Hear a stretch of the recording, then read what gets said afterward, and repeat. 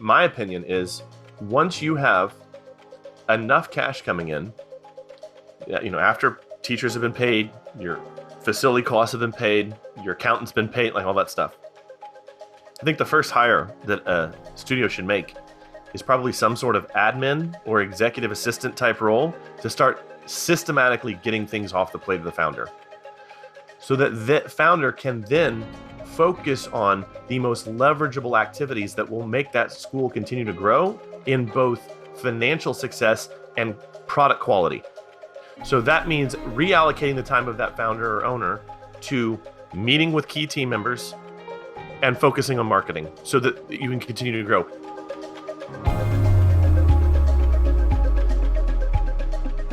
So we're turning the tables a little bit here, Daniel, in a way, because you had reached out to me over the last few weeks and asked, hey, Nate, what are some of the questions that you're getting within your team that we could tackle here on the podcast? Which I really appreciated. And so the top of mind question is actually pretty straightforward. It falls straight into your area of expertise, and it's been a consistent pain point for me and my team over the dozen years that we've been doing this, which is, how do you know when it's time to actually pivot on a marketing funnel that you've been using for so long? When is it time to actually make a change, right? And I think underlying all this is really this notion that's always been kind of a struggle for me, honestly, which is just learning to trust a funnel that's working, delivering you lots of great leads and great new students and families, and when to start saying, hold on a second, I'm actually not quite trusting that like I once did. Knowing what the next best question to ask is, i.e., is it, wait, it's time to actually do a complete redesign, or no, you just need to tweak the funnel. So the question is really, when is it time to pivot, dude? When do we school owners need to actually invest resources into making a wholesale change on our marketing funnels, or adding one or closing down another? So that's what we're going to cover today, dude. Okay. So my immediate response to that is there's a simple short answer to that, but then I think there's also details that are going to go into providing context for that short answer. Okay, go. What do you got? What's the short answer right out the gate? So the short answer right out of the gate is, I'm always going to default to, what are the numbers? What's making you think it's time to pivot? What's making you think or feel or know that there's something wrong with that particular marketing funnel? So maybe that'd be a good place to start.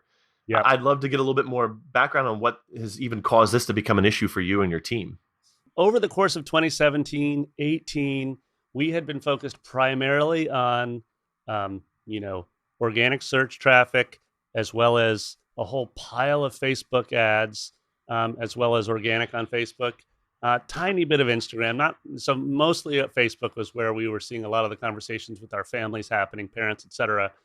And then in addition, email marketing, right? So we were always doing email marketing. We're always growing our list. We've had a newsletter, that kind of thing for a long time. And so something was happening with Facebook where we were just seeing less and less. We just weren't really seeing the return on investment from that. And in addition, we were growing as a program, right? So we were looking for a rapid expansion, and we were finding that actually most of the traction we were getting was within the email marketing and within the sort of hand-to-hand marketing, either walk-bys, phone calls, having events like open houses. We always go to camp fairs, that kind of thing, to help sell out our camp. We were finding a lot of success in that area, and we just lost confidence that the digital ad spend was actually delivering. Doing anything for you. Okay. Yeah. So the numbers were just not, we were seeing so much more conversion, for example, by paying $300 and doing a camp fair, getting 30 or 40 forms filled out, leads. And converting, 75% of those. We're like, why don't we just do a whole bucket of camp fairs? So that's the genesis of it, really. That was the first time I was like, wait, digital ad? Huh. my spending there is questionable. So right now, though, it sounds like you have gone back to digital ads. And is there a specific sign or a specific Yeah. problem that you're observing now? Yeah, great question. So what we did is we went back and with the assistance of you, we went back and we really refined our Google Ads funnel. And we hadn't actually really spent a ton of time in that area, but we spent some, right? And what we noticed when we got to the end of 2019 into 2020 is we saw a very clear return on investment, 200, 300, 400% on the Google ad spend, and we saw negative return on Facebook. So we really actually just like, okay, wait a minute, we're going to go there. But where we find ourselves right now, and why the question is coming up for me personally at Brooklyn Music Factory, is that, we, like so many schools, went entirely online during the pandemic. And then now we're back in person. We're a hybrid. We have a great online program. We have a great in-person program. We're about to open up an amazing new facility. And so we're going to have that rapid growth again. And I wonder where the best place is to put our resources. Interesting. Yeah. And I'll be honest, Daniel, and I wonder if our listeners resonate with this. And I think you're going to speak to this a bit, but honestly, dude, I kind of feel like having a buffet of options is maybe not the right solution, right? Like 8 different marketing channels that you're trying to maintain may not be the answer for Brooklyn Music Factory to get us the kind of growth that we want over 2022 into 23. So yeah, that's kind of it. It's like opening a new facility, growing our online program that only just began 2 years ago, really having faith that we're investing in just the right channels only. That's where I'm at. So I have so much to say about this. First off, I want to highlight the comment you just made there and expand on it. Having a buffet of marketing options might not be it. I agree with an asterisk. I actually have an ordered list of what I think people should do. Love it. This is something I've talked about in the past. This is something I go into a lot more detail in when I work with folks, and I don't want to get too far down that road. But there is what I consider an optimal order, objectively speaking. Aha. But I think also there's a subjective element to this as well. I think if a school has grown to the size that you have, you've probably done that on the back of something. And you just spent the last 5 minutes describing what that was. For you, email marketing and camp fairs are real business drivers for you. Well, what about the school owner who's listening to this right now that maybe there's one camp fair and it's 45 miles away from their location? Right. And they can't rely on that. Right. So in my ordered list, I really can't put that there. It's present, it's there, but it's probably farther down the list for me because of the number of times that I've talked to a school owner and I haven't heard that. Right. There's also the objective truth of what can I actually measure? And honestly, just to be really honest, what have I actually experienced as well? Yeah, exactly. So there's a little bit of bias in my list because still for me at the very top is Google Ads because I have yet to see that fail a school. Okay, so can we pause right there for a second? Sure. Can you jump straight to the bottom of your list and say, hey, for listeners, if you're going to deprioritize something right now, relieve yourself of the pressure, what's the bottom of your list? Like, don't even worry about this yet. Okay. Is there something you're comfortable sharing from the bottom of the list? Yeah. Okay. So first, before I even say that, this can't be the true bottom because, if this were a list of every opportunity, right, which is, creating a campfire and making smoke signals could be on that list. But practically speaking, it's not, right? So this is within probably the universe of things that are commonly talked about. Totally. And I've got to tell you that over the past year, I have become less and less and less enamored with Facebook ads. I've just heard tons of school owners talk about how that has worked for them. Of course, I know there's going to be a person out there who's like, oh, dude, Facebook ads are killing it for me right now. But I'm even talking about schools that I have a passing knowledge of, haven't really worked with them or anything like that, but have talked to them and they said, yeah, we used to run our own and we're having trouble with them now. It's kind of similar to your story there. And Hmm. I think there's a lot of factors for that, but I've just become less and less. And by the way, this is not coming from an area of weakness for me. Just as a point of reference, the last major Facebook funnel that we ran, we spent $25,000 on it and returned 90,000 in net revenue from that funnel. So this is an area I feel really comfortable doing. But then we also saw the death of that funnel. So when Yeah, you ask me, how do you know when you need to pivot? I've actually done this in the last year. right. We You have stopped. to do it. Yes, we stopped Facebook ads, and we had a lot of long conversations between me and my Facebook genius that I work with. So much so, this guy was in a mastermind Mhm. with major names, which I don't know if he'd feel comfortable with me sharing that, but I'll just say that some of the names he was saying like were names that I recognize from the marketing world, where that guy's marketing team was also in this mastermind. It wasn't that guy, but it was his marketing people were in this mastermind as well. And I think he paid a lot of money to be in it. Um, he actually pivoted his own career and he said, Facebook ads are going to be tough for a while. And he's like, I am just not enjoying this anymore. It used to be Mm. fun. We could kill it. This guy is a stone cold expert.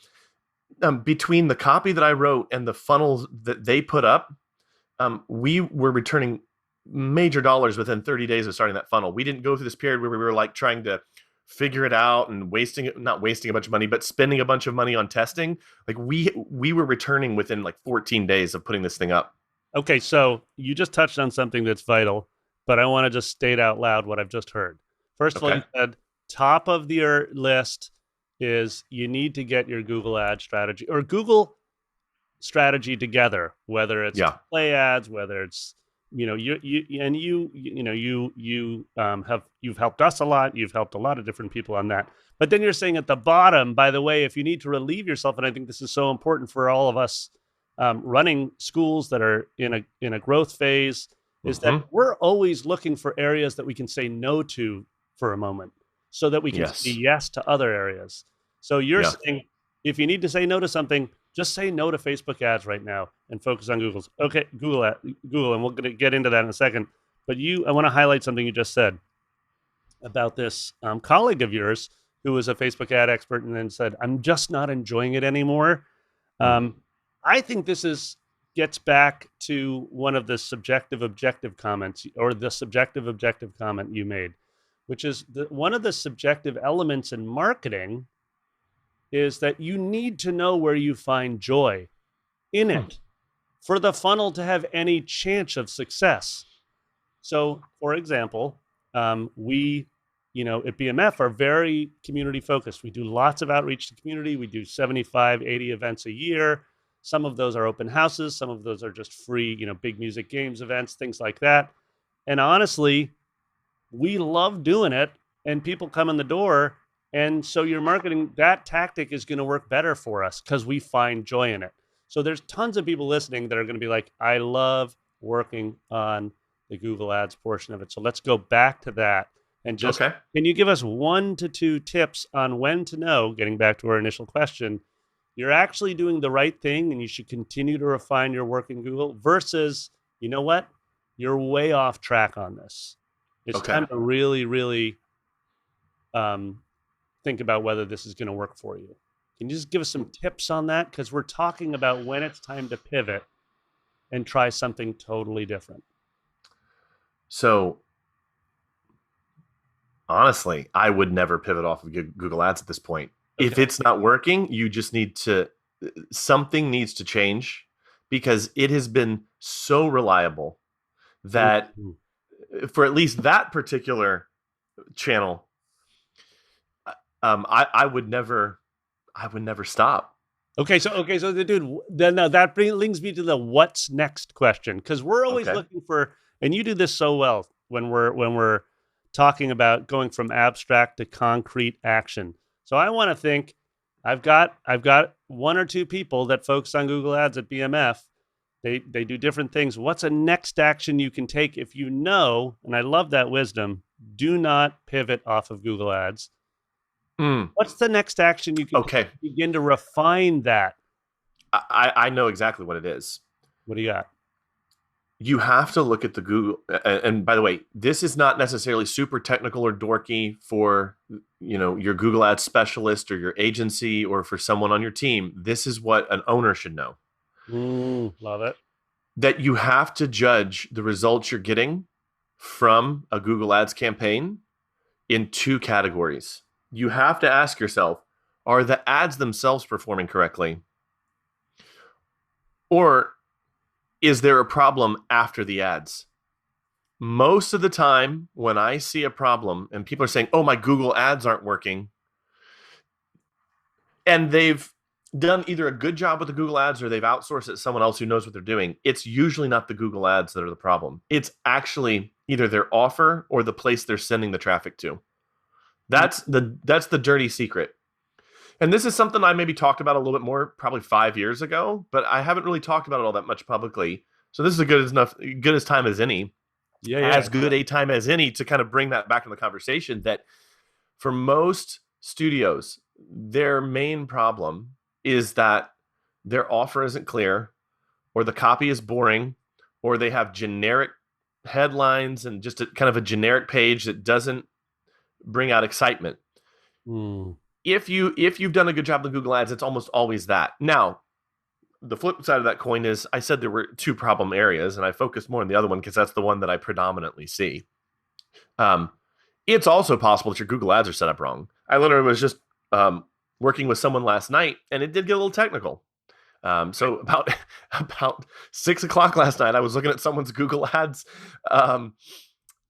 account, and I asked him a bunch of questions. I was looking through his numbers, and it turns out because of where he's located and the unique circumstances of his geographical area, I think he's going to get a better result simply by lowering the radius in which he displays his ads. And I think that's going to solve most of his problems. But I've also even seen simple, silly things like people set up an account, they're targeting the right keywords, and then when they set their location, they targeted the entire US when they were trying to run a local campaign. Like little silly mistakes like that. Or they put all their keywords into one ad group instead of splitting them out by the customer that they're targeting or the instrument that they're targeting. So they put everything in one massive campaign and had a general one-size-fits-all ad, and they're getting really poor click-through rates on that because they're targeting their preschool program and their grade school program and their adult program and their band program. And it's like, and so they're getting really horrible numbers on the ad itself.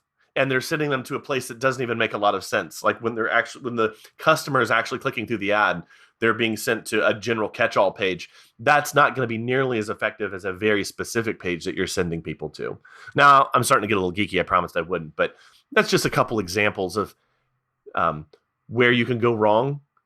Yeah, where you can go wrong. Those two areas where you can go wrong, yeah.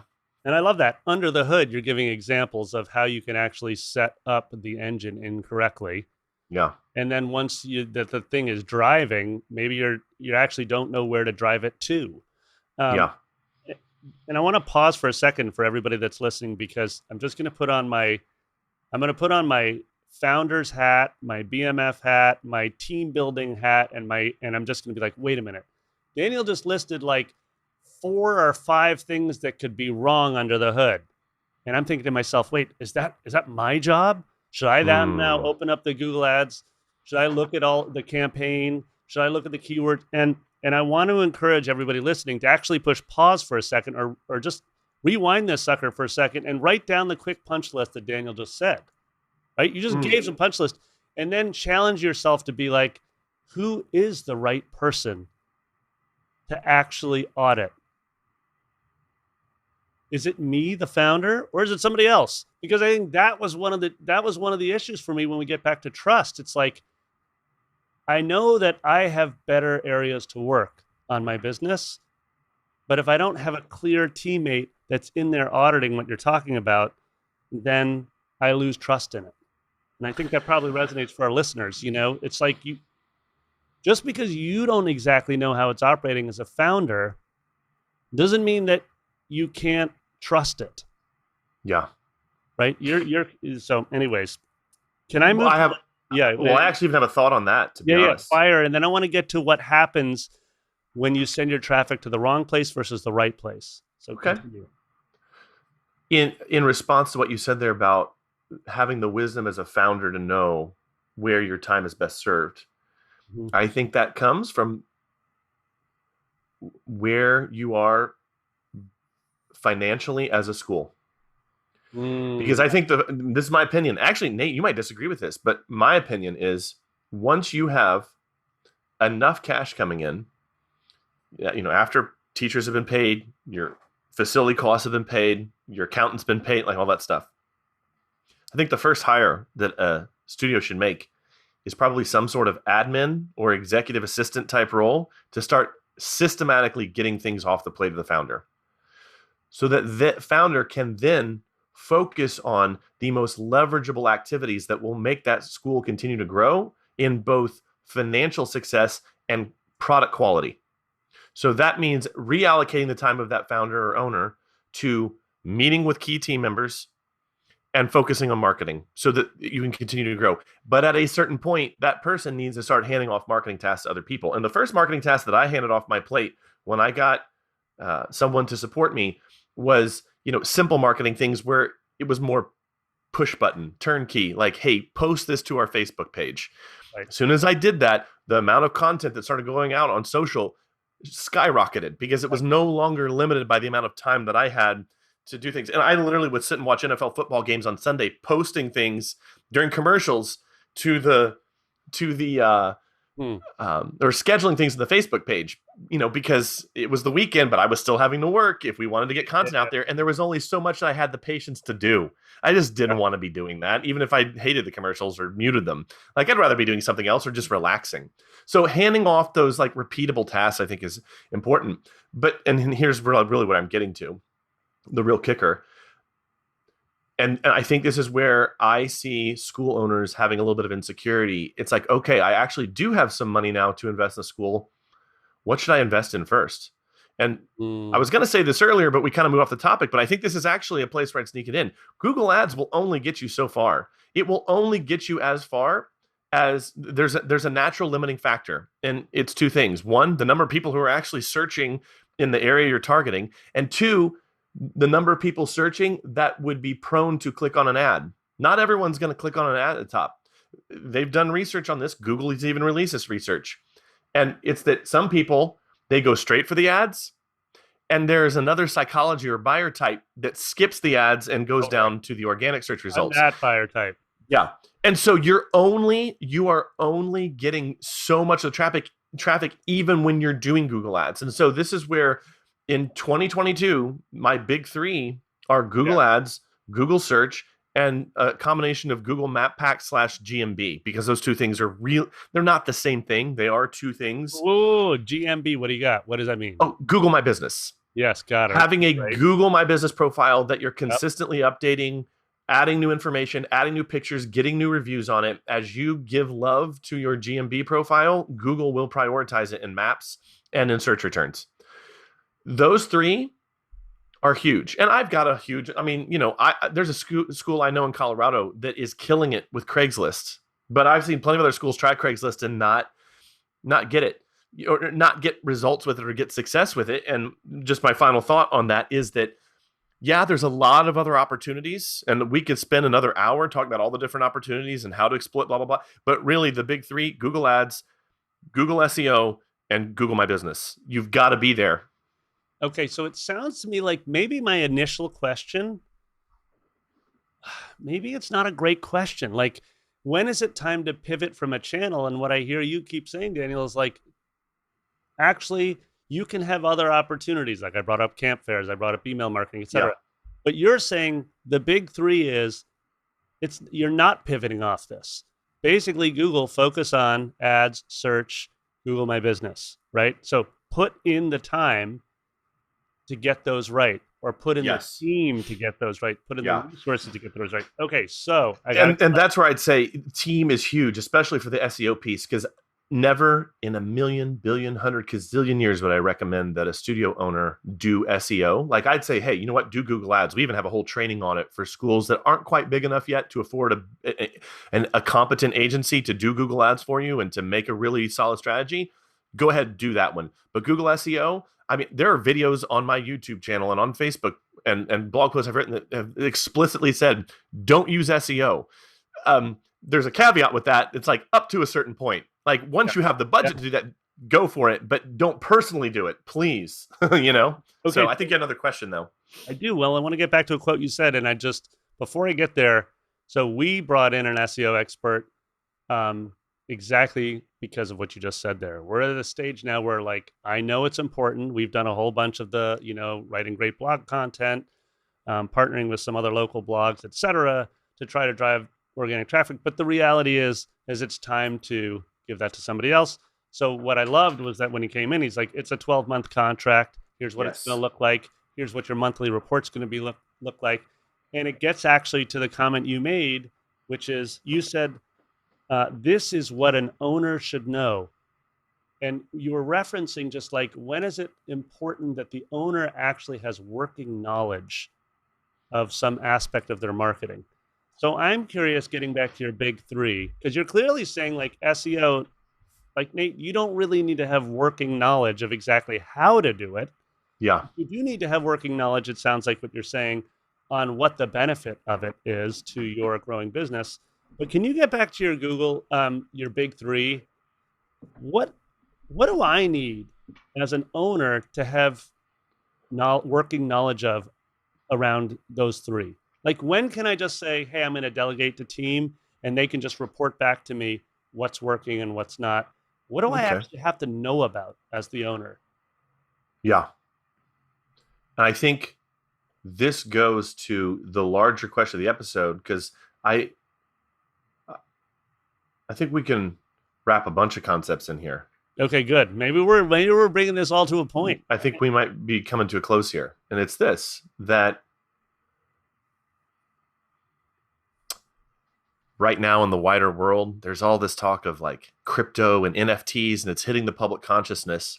And you know what? There's nothing new under the sun. Right. The hot investment item 20 years ago were tech stocks. And the hot investment item 20 years before that, well, I wasn't alive, so I don't know. My point is... real estate. Yeah, right. Be in real estate in the 80s, like Michael Douglas, Wall Street, Wait, it was Michael Douglas. Yeah, that movie. Anyway, you need to understand what you're investing in. Yeah. So the big thing right now is for more conservative investment advice. If you listen to like Dave Ramsey or Jim Cramer or Susie, like whoever you take investing advice from, one of the things you'll always hear is don't invest in something you don't understand. Right. Your cousin has this hot real estate deal and he wants you to throw $25,000 into it. Oh yeah, it'll work out.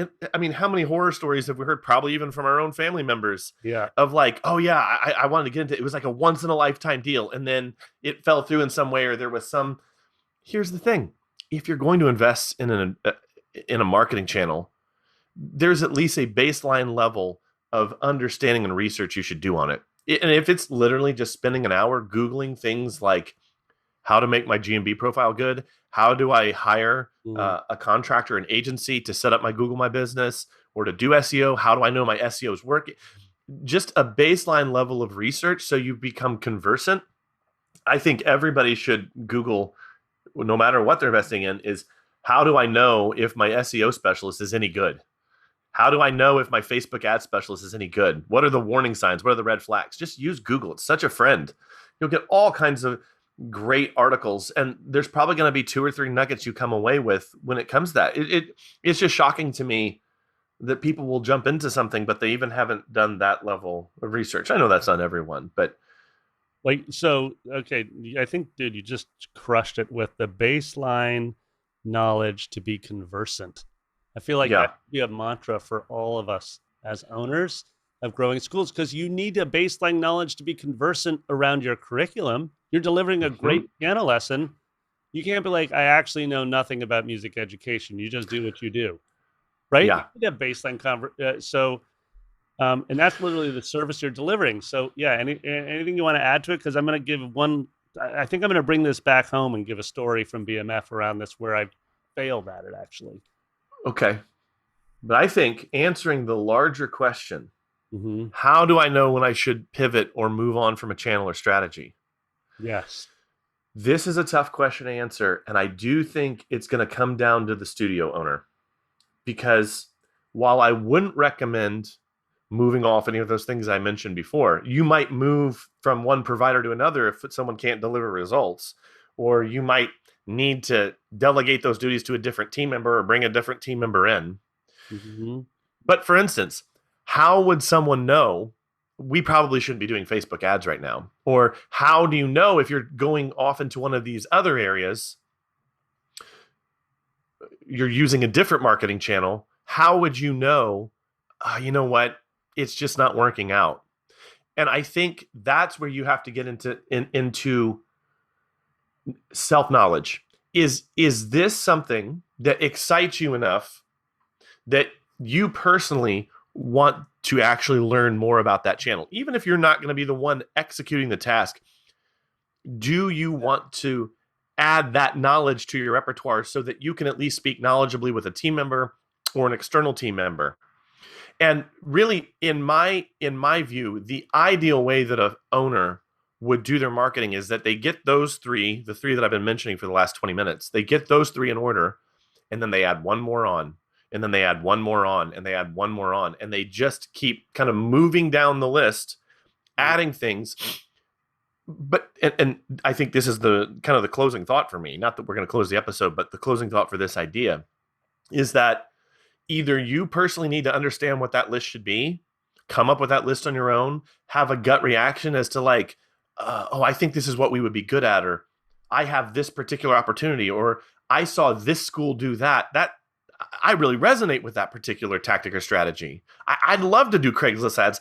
I back in my college days, I was a Craigslist fiend. Like, oh, I just loved, finding little deals on there and going and picking up this piece of furniture. Like, you got to know who you are. Yes. Once you kind of get out of those really super effective things that every small business should be doing. And if you have passion or excitement around it, you just start adding those techniques on. We have an episode coming up where we're talking with someone other than you and me, and he had a very specific strategy that really worked for him that I found fascinating, that I haven't really given a lot of stock or thought to. And I was just fascinated by how he'd worked this and got such a great result with it. I was asking him all kinds of questions, so much so that we're going to turn into a podcast episode that's coming up here in the next week or so. But the kind of my final thought, my closing thought around this is just that you got to do those big three and then add these techniques on. And you either need to know enough yourself to have a theory that you can prove or disprove, like, oh, we should be doing this or not. And then once you start doing it, oh, we know that it's working, or we know it's not working. Or you need to have someone that you trust that can give you that information. You need to have someone that you can rely on to be like, hey, you keep your ear to the ground in the larger marketing world. What do you think about this? Bringing a coach in, bringing an advisor in, something of that nature. So it's twofold. Here's what I hear you saying. There's the big three you've given: Google Ad, Google Search, Google My Business. Those are non-negotiables. Yeah. So we as owners need to generate interest in that, whether we have the interest or not, right? And then we need to know ourselves well enough to know when we're going to be delegating tasks. For example, I would never be the person who would manage that every day at Brooklyn Music Factory because I would drop some of the details. Right? I just know that about myself. That's not where I'm best used. And we talked about my time is best used to help and benefit others. But then you said combine it with measure. You got to measure of course. what matters, right? And you opened with that. You literally were like, dude, what, Nate? Okay, so why are you losing trust? Tell me what the numbers were.